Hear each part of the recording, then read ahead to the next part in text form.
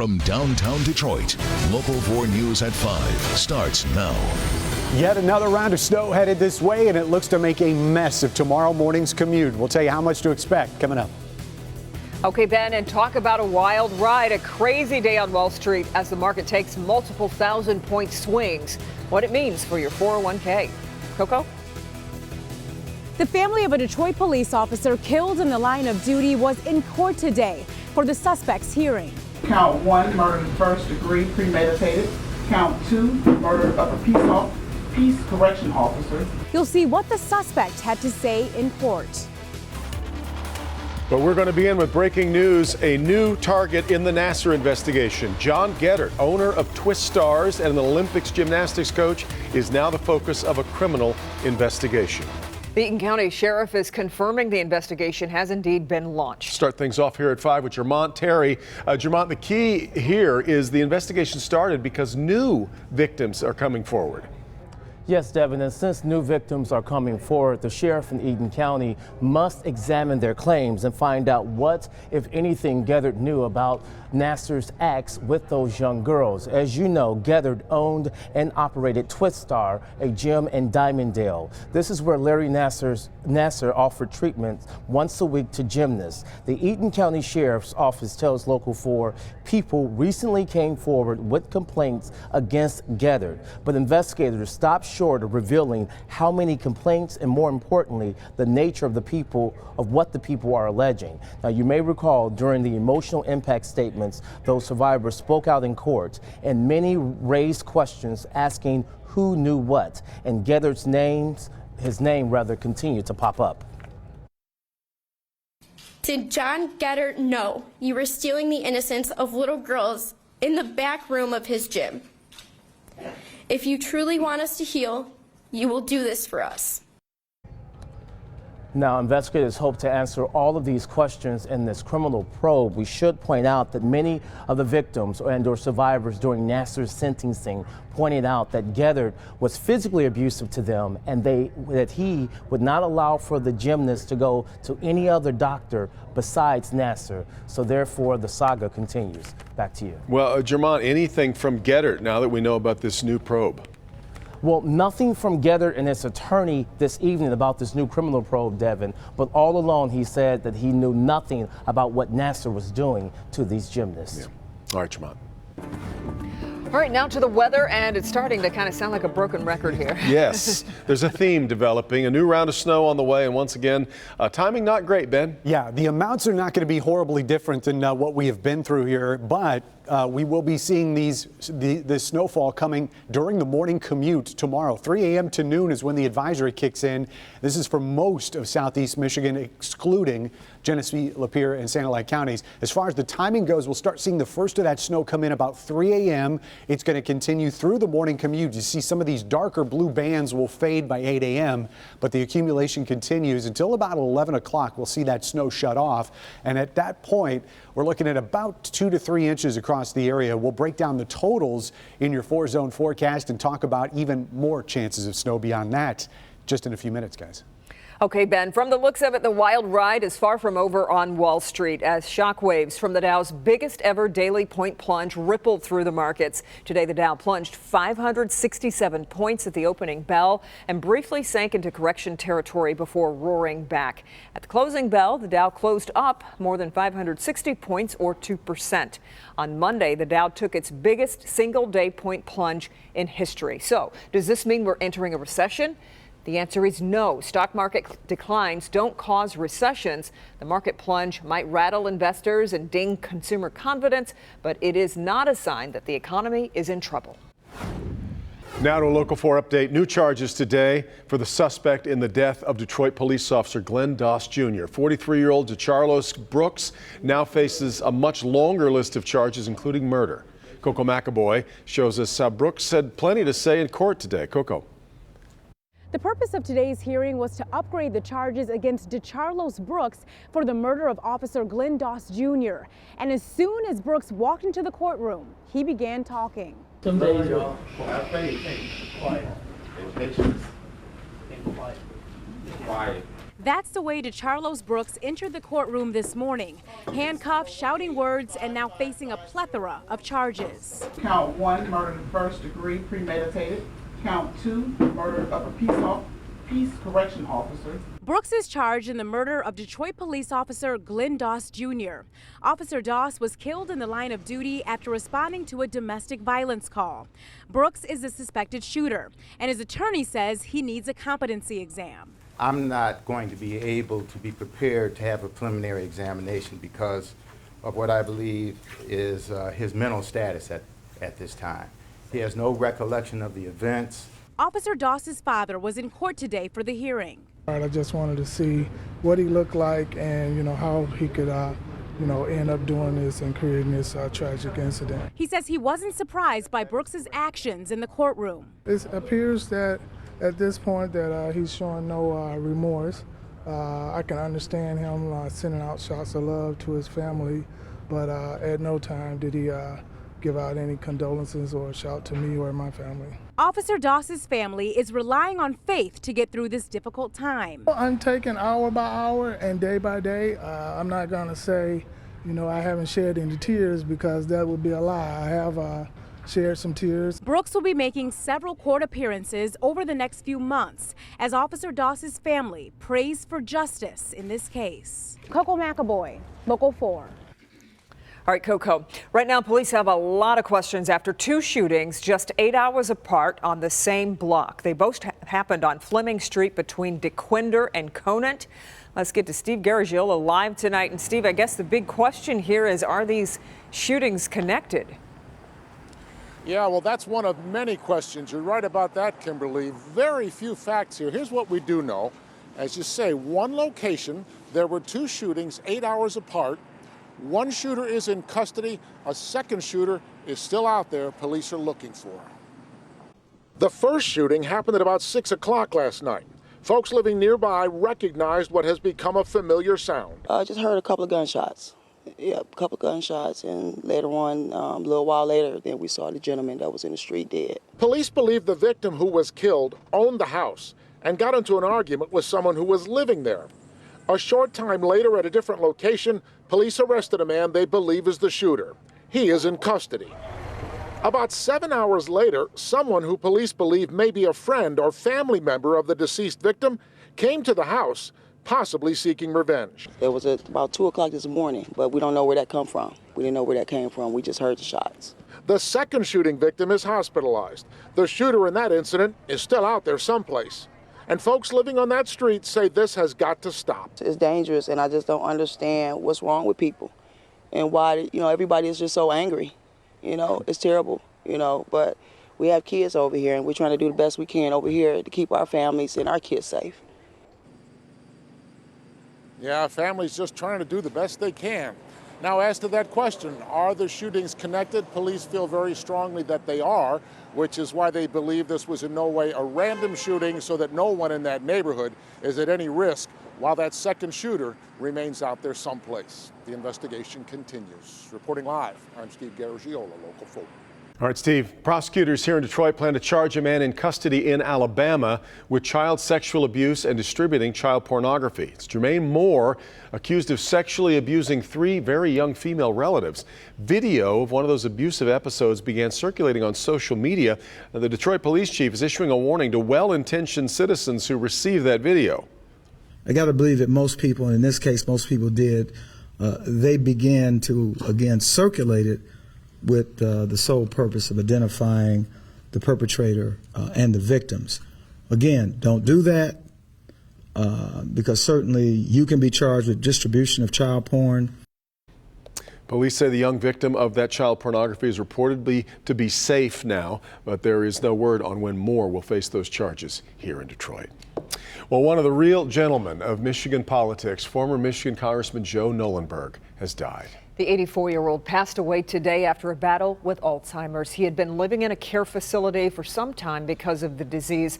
The Bloomfield Township Republican represented Michigan's 9th and 11th congressional districts from 1993 through 2008 when he lost his seat to Senator Gary Peters. And our thoughts with his wife Sandy and the rest of the Knollenberg family. Coming up, the news that sent shockwaves through the Skelton case. New tonight, you'll hear what John Skelton himself has to say about those human remains found in Montana. And it really does take an army. New tonight, we're taking you behind the scenes, showing you what it takes to broadcast the Olympics. You'll find out why NBC even needs to truck in a special type of fuel for the games in Pyeongchang. Jason. You are looking live at Ford Field, but there's no game today. Just a bunch of kids here today learning something much more important, how to improve their relationship with police. Last new at 6. 2 men are going to prison for preying on women riding bicycles and sexually assaulting them. Today at sentencing, 2 of their victims made powerful statements. You'll hear them. New at 6. Also, the next major company to offer big bonuses to its workers is General Motors. At 6, the eye-popping dollar amounts and the reaction from some very happy employees who are just receiving the news. When 15-year-old Damon Grimes was killed during a police chase last August, it sparked protests against state police. The trooper involved is now facing murder charges, but that incident and others have had lasting effects in Detroit neighborhoods. Jason Colthorpe was at a community conversation between students and police today to talk about things like that. Yeah, and that's what they wanted to focus on, not so much that specific incident, but it's a tough bridge to gap, which is why they also include Detroit's sports icons Lomas Brown and Earl Curitan today. And it doesn't seem to be lip service either. This is the first of 4 conversations. Detroit Police, State Police, and the Ross Initiative in Sports for Equality coming together with Detroit students today to tackle anything on their minds. Because sometimes the youth, they don't realize why we do things in law enforcement and things that they perceive as, unreasonable. If we can just talk about it and they understand, I think we can all come together. I don't really trust cops, like I said before. Clearly not every student is ready to trust, but many want to talk and ask questions. Are there good cops or are there bad cops, and are they really here to protect and serve? It depends on the situation. I mean, I wouldn't necessarily have like an automatic trust for police. I do hope that today changed my perspective on how I see police. We're going to have police officers who are going to do it wrong, but that doesn't define the entire police agency or the profession. And so this is an opportunity to continue to build that trust. Including professional athletes and hosting it in such an impressive place is one of the big ways they're able to connect with these kids and also break down those walls. Obviously, when you see us in uniform, it's kind of hard to come up to someone who has a gun on their hip. Cam Gordon isn't just a former Wolverine and NFL player. He's now a trooper and understands dealing with the real issues starts with getting past his badge. Like, I listen to music, I listen to hip hop, I love pizza. I'm not like a robot. So as long as the kids know that, then they're open to talking to us. Yeah, and as you heard, though, it might not be super easy to do that. But Chief Craig told me a story today about a young man at one of their city camps who was very angry toward them. Turns out his brother had been shot and killed by a DPD cop. They spent a lot of time with him, talked to him, and by the end of that camp, the chief was recommending that he should go into law enforcement. And it's they think these conversations can have that sort of reaction with these kids as well. Bridging the gap. Extraordinary change, yeah. All right, Jason will be back here at 5:30. In the meantime, let's bring in Ben, who brings more gifts. I'm blaming you. Like a February Santa Claus. Yeah, exactly. This is the time of year where I do my job and then I hide out. Yep. Because people do not want to see me outside of this. We'll bring you food, stuff like that. Thank you. I appreciate that. And we'll watch the Olympics together. That's right. We are going to see snow tonight. In fact, the timing of this is not good. Midnight will be dry with cloudy skies. 3 a.m. that snow is going to start. And then it is going to continue as we head through the morning commute. 6 a.m. Some travel trouble, and that's why that winter weather advisory is in effect for most of us through the morning hours tomorrow. So as far as where the snow is right now, you can see it out here in parts of Iowa, has yet to move into parts of Illinois. Kind of looks like almost like a snow alligator, just ready to chomp as it moves its way towards Michigan. The amounts are going to be a little bit more than what we picked up this morning, that's for sure.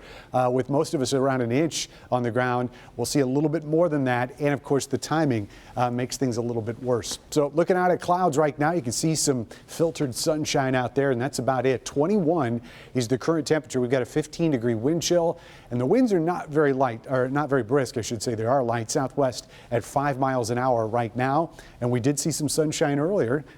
this guy, after shoveling, decided to take a picture and looks pretty ominous out there with the shadows that the sun is casting. So thank you for that shot on Storm Pins. Otherwise, it is going to be a snowy morning tomorrow. We'll see that snow roll in about 3 a.m. and it's going to continue through just about the lunch hour, probably shutting off a little bit before that. The bulk of that moisture, though, stays well to the east of us, so it could have been a lot worse. We will be dry most of Thursday, but once we get into Thursday night, here comes our next round of snow.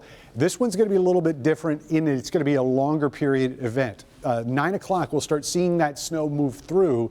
And watch what happens as we go through the nighttime hours on Friday. We may get a little gap in here, but as long as that stationary front is hanging down here to our south, that's just going to act as a focal point, and that snow is just going to slide right along that barrier through the day on Friday.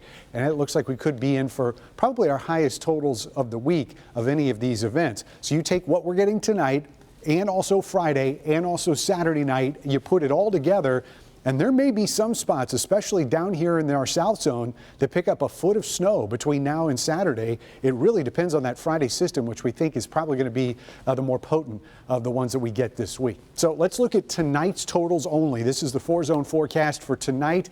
2.5 inches or so here in the city. Most of our metro zone will be in that 2-inch range. Highest totals tomorrow will be in our south zone, out in Lenawee County, where we're getting just over 3 inches of snow in parts of that county, and slightly lower totals towards Lake Erie. West zone, notice that a lot of folks here in the 2-inch range, close to 3 in Manchester, and then those numbers slack off as you head up to Genesee County, where we're only expecting a little more than an inch. And we'll see some 2-inch totals here along M59, but the further north you get, those numbers get into the 1-inch range, and that's why Sand Lac, Lapeer, and Genesee are left out of that advisory. We're expecting those lower totals there. 16 tonight for the overnight low. That snow develops around 3 a.m., continues through lunchtime tomorrow. Then we're looking at afternoon snow showers as we get into the afternoon, 26, I should say, for that daytime high. We will stay in the 20s all the way through the weekend. In fact, not looking for any appreciably milder numbers until Tuesday next week. And ahead of a messy commute tomorrow, the morning crew will have a CarCast starting at 7 a.m. CarCast helps you get around any potential traffic trouble spots. You can listen to it on your Click on Detroit app or on the Local 4 Facebook page. So it's going to be one of those mornings. Yeah, one of those weeks. Yeah, just keeps coming. Yeah. All right, let's check in with Blaine. Today in Washington, lawmakers in both parties are scrambling to avoid a government shutdown, but President Trump said maybe that wouldn't be so bad after all. I'm Blaine Alexander on Capitol Hill to explain. Coming up. All right, Blaine, but first, his victim never even knew it was happening. What this man is accused of doing with his cell phone next. Across Michigan tonight, we're following a story from Grand Traverse County where a landlord has been accused of recording a tenant while she was in the shower. Police say 41-year-old Jonathan Basler used his cell phone to take video and pictures through the bottom crack of a bathroom door. The woman was renting a room from Basler and his wife. Basler's wife found the pictures and video and contacted police. He's being charged with surveilling an unclothed person and using a computer to commit a crime. Lawmakers on Capitol Hill are racing against another government shutdown deadline. Today, the president raised the stakes, saying he would love to see a shutdown if they can't reach a deal on immigration. Blaine Alexander in Washington, where those comments caught both parties by surprise. Blaine? Well, hello to you from Washington. Lawmakers all along have been adamant about this. Nobody wants to see a shutdown, and they are confident that they will reach a deal. And now some members in both parties are criticizing President Trump. President Trump with a direct challenge to Democrats. Make a deal on immigration or suffer the consequences. If we don't change it, let's have a shutdown. We'll do a shutdown, and it's worth it for our country. I'd love to see a shutdown if we don't get this stuff taken care of. Democrats showing no desire to force a shutdown this time around, but clearly frustrated. I've been on student councils that plan farther than 3 to 4 weeks out, and it's time that the government starts doing that too. Tonight, the House considering another short-term budget fix, but Democrats upset it does not include anything on immigration. Today, the president calling for action on MS-13 gangs, but no mention of so-called dreamers. Their DACA protection set to end March 5th. Chief of Staff John Kelly telling reporters do not expect that deadline to change, but dreamers should not worry about deportation. If you are an illegal alien in this country and you're obeying the law, you are not a target for priority. Not a guarantee as lawmakers try to reach common ground on immigration. And keep in mind, the current House plan on the table will only fund the government for another 6 weeks or so until March 23rd. And that plan still has to be approved by the Senate before Thursday night. In Washington, Blaine Alexander, Local 4. All right, Blaine. Meanwhile, New York Times report says that President Trump's lawyers have cautioned him not to take wide-ranging questions from Special Counsel Robert Mueller's team for its Russia investigation. A refusal to take questions, though, could lead Mueller to compel the president to testify before a grand jury. The president has publicly said that he wants to speak with Mueller about the probe. New at 5:30. Years of planning, enough equipment to fill 100 shipping containers, and a whole bunch of teamwork. We're taking you to South Korea to show you what it really takes to broadcast the Olympics. It is the scandal the UAW would like to get away from. The widow of a former UAW vice president now pleading guilty to crimes for taking big money that was supposed to go to union workers. What did she plead to? We'll let you know. And the Montana connection. Find out what John Skelton has to say about the human remains found in a remote town thousands of miles from Morenci. It's next. A little higher, a little. It could be that evidence that breaks the Skelton case wide open. Tonight, we're diving into the potential clues found thousands of miles away. The human remains found in a small Montana town put the focus back on the Skelton boys years after their disappearance. And our Sandra Ali asked John Skelton about these new developments when she sat down with him in prison. His answers may surprise you. Thousands of miles away from Morenci, Michigan, a discovery made in Montana back in the fall set off a chain of events, fear and panic when it became public last December. Bones discovered in a shed. Could this new discovery be tied to the Morenci case? And what would happen once John Skelton heard about the bones while in prison? This is the tiny two-bedroom cottage on a residential street in Missoula, Montana. The house vacant since last September when the old tenants were evicted. The property owner hired a professional cleaning crew to scrub the place from top to bottom.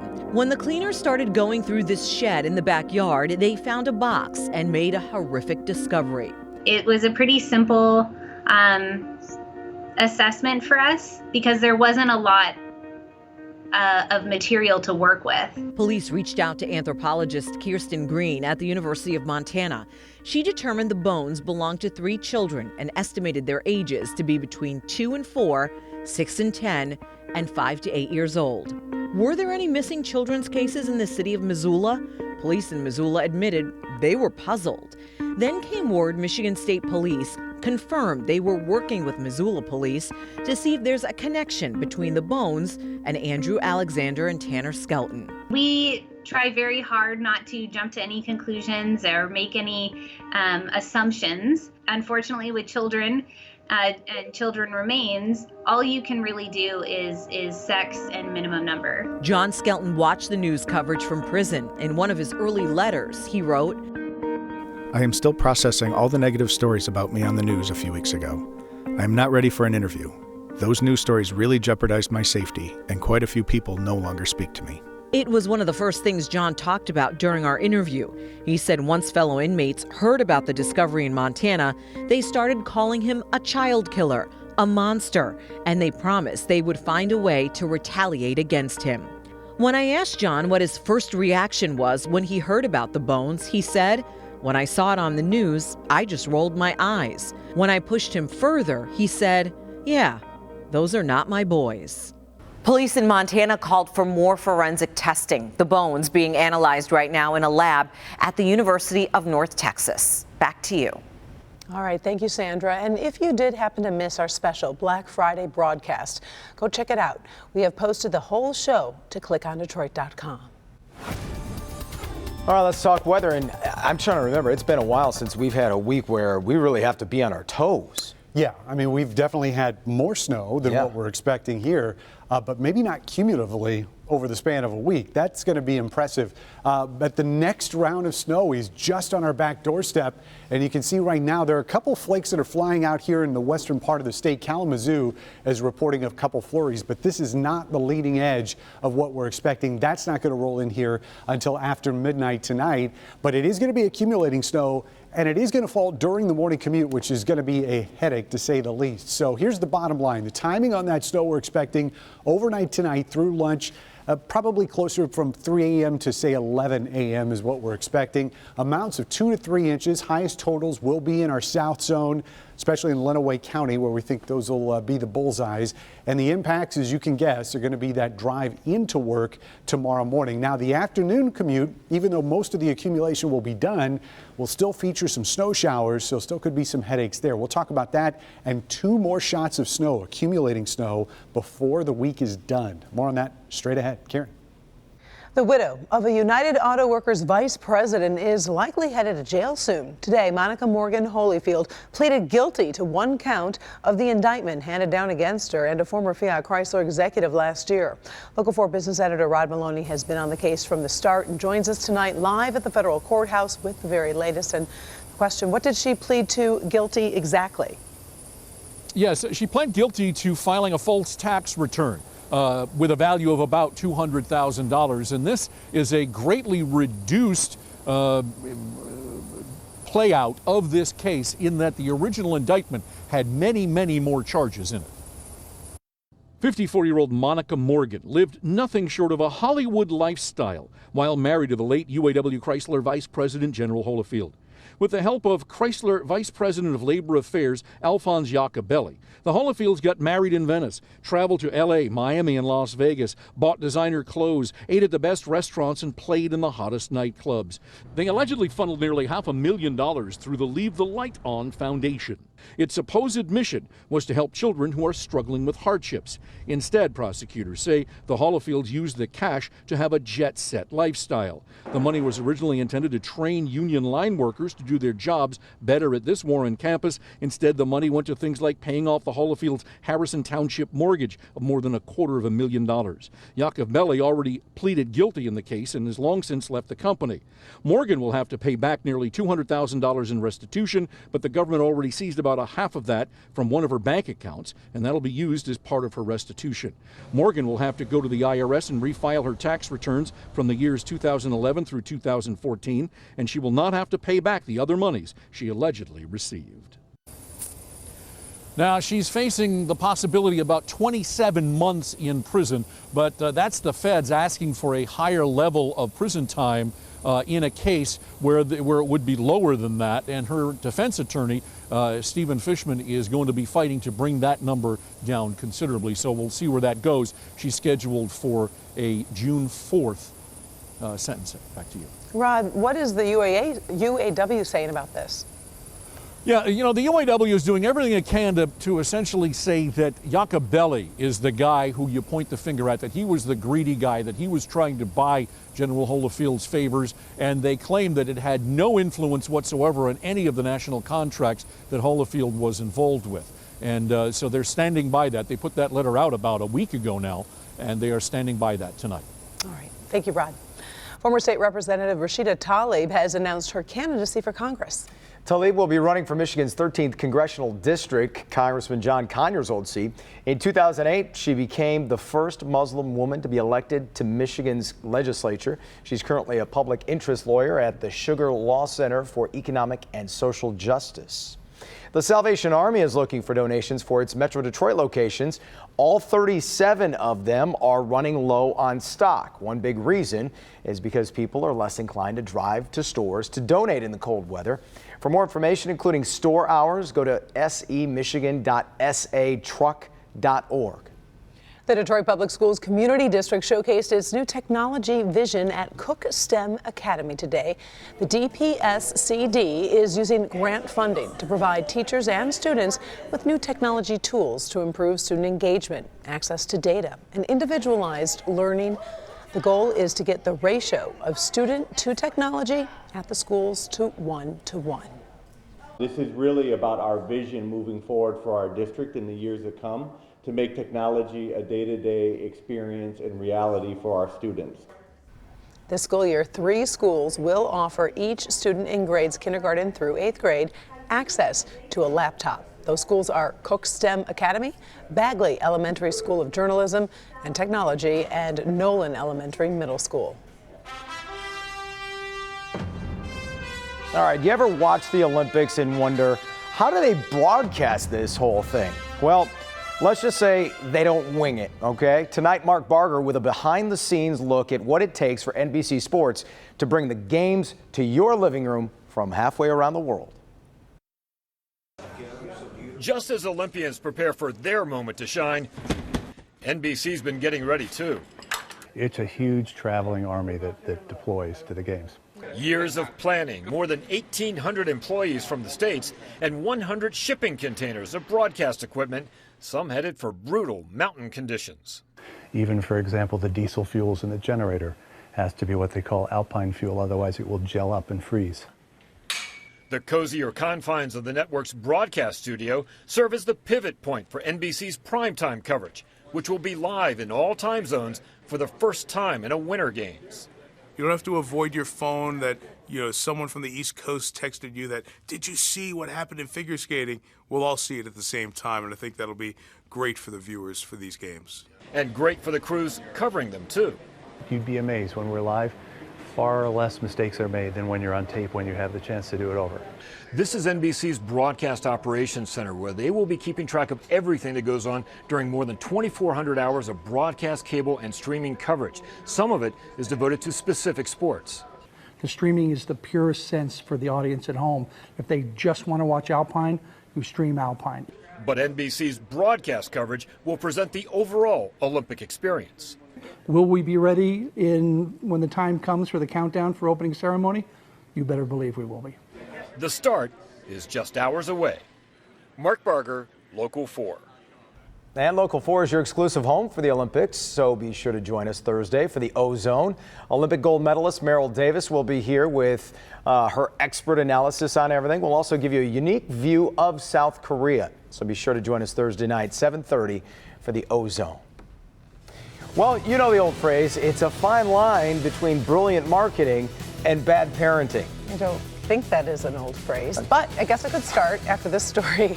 New tonight, the hotspot one Girl Scout found that immediately had her cashing in on cookie sales. Doc. Well, do you know your credit card PIN number? Well, what about your cholesterol number? Coming up, see where you can find out 5 essential health numbers for free. All right, Doc, but first, this ground control to Major Tom. What makes this rocket launch so special and how David Bowie played a key role in it? You're going to want to see this next. Jeopardy has a new at 6. Bad for your waistline, but good for your hairline? An ingredient often found in French fries is shown to regrow hair. The good and bad news about that. New at 6 in Good Health. 2 families are now passing out these flyers after their loved ones were shot and killed last May. I'll tell you how police say you can help solve this case. All right, Larry, this has to be the coolest thing you are going to see. Check this out. 3, 2, 1.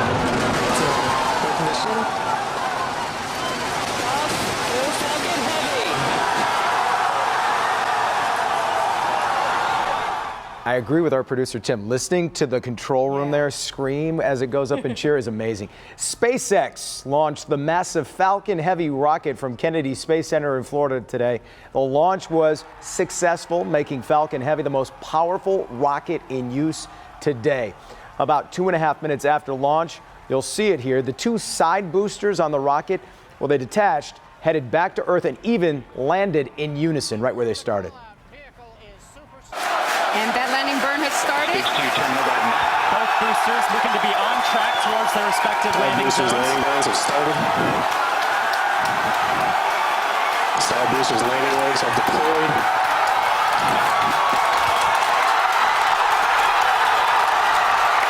And the Falcons have landed. It's like watching a movie thinking it's 2050. Inside the test rocket was a cherry red Tesla Roadster with, music. It was playing David Bowie's Space Oddity on an endless loop as it hurtles towards Mars with that wasn't a real guy in the car, by the way. It was a dummy. Don't worry. I understand. That is cool stuff, though. Not a guy from Dubuque, as some people thought. In good health tonight, do you know your numbers? Experts say there are actually 5 key numbers that reveal a lot about your health.